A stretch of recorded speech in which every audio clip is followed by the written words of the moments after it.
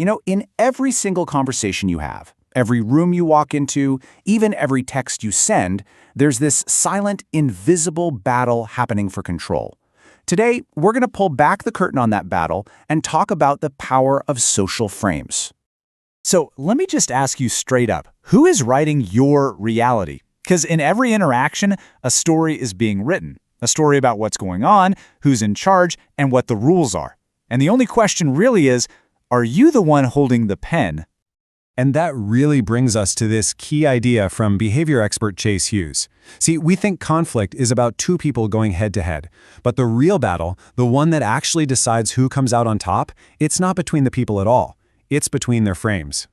So let's actually look underneath the hood of our daily interactions. Because whether you realize it or not, there is a social battle happening all around you all the time.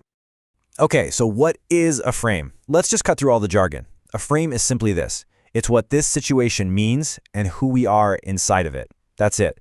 It's the context, the unwritten rules, the roles we're all playing. So every time you talk to someone, your frames are in this silent little war for dominance. Is this a casual chat or is it a job interview? Are you the expert here or am I? Whoever gets their frame to be the main one, well, they get to define the entire interaction for everybody. Now, I know this sounds a little abstract, but every single frame actually has a structure. And I promise you, once you see this structure, you will never be able to unsee it in your conversations again.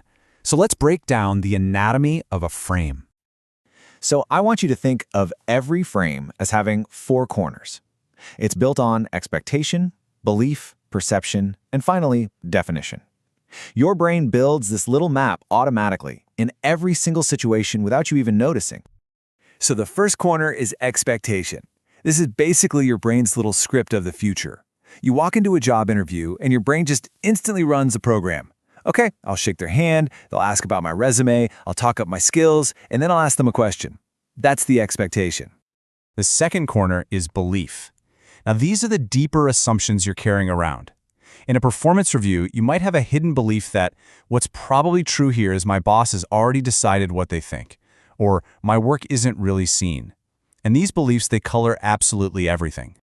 Okay, the third corner is perception. This is your totally subjective take on reality in this very moment. It's how you're reading the situation. If someone checks their phone while you're talking, your perception might be, okay, what's actually true is that they're bored and I'm not important right now.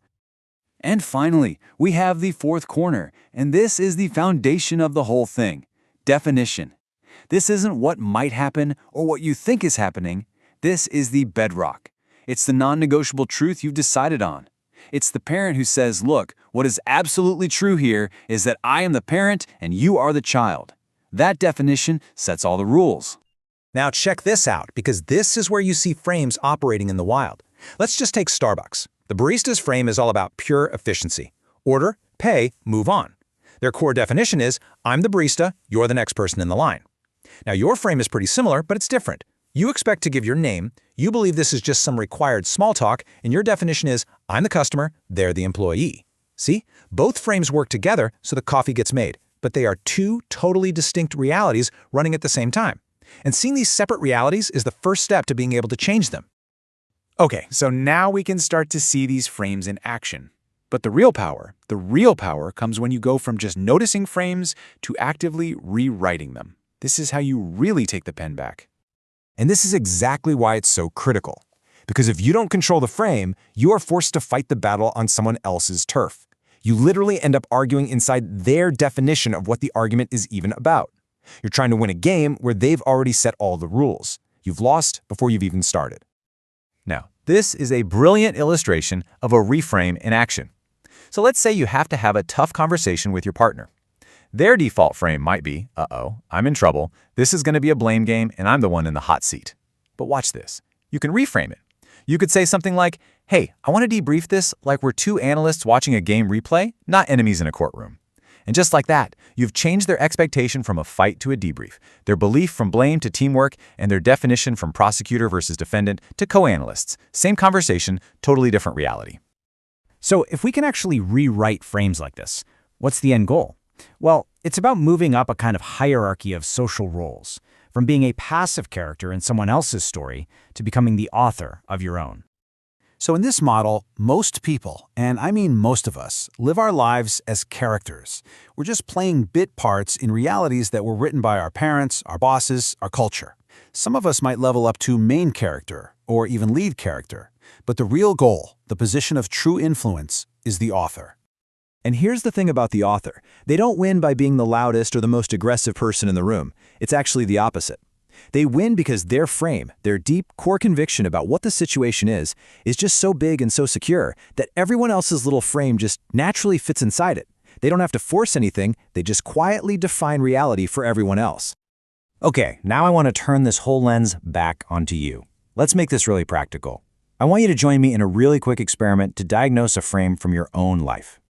So I want you to get a really specific memory in your head, a time you felt talked over or dismissed or just small. Take a second. You got it? Okay. Right at the beginning of that moment, what did you expect was probably going to happen? Okay, now let's go a little deeper. What was the underlying belief you were holding about yourself in that situation? And be honest with yourself here. Was it something like, I'm not the expert here? Or maybe, they don't really care what I think? What was that secret truth you were operating from?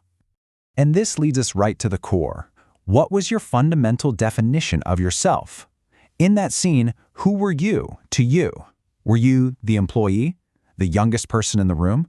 The one just trying to keep the peace? That definition, that was the foundation of the entire frame you were trapped in. And this all brings us to what might be the single most important takeaway from all of this. It's this. You have never, ever argued about facts. Not about money, not about who was supposed to take out the trash, not once. You have only ever fought over frames. Conflict is just two people refusing to step outside of the reality they've built for themselves. So we'll end on this really powerful, kind of provocative thought. Understanding frames, it's a tool. The beautiful side is that it can give you your life back. It lets you define your own reality and become your own author. But like any powerful tool, it's got a dark side. In the wrong hands, it can be used to take someone else's life over. So the real question is, now that you can see the frames, what are you going to do with them?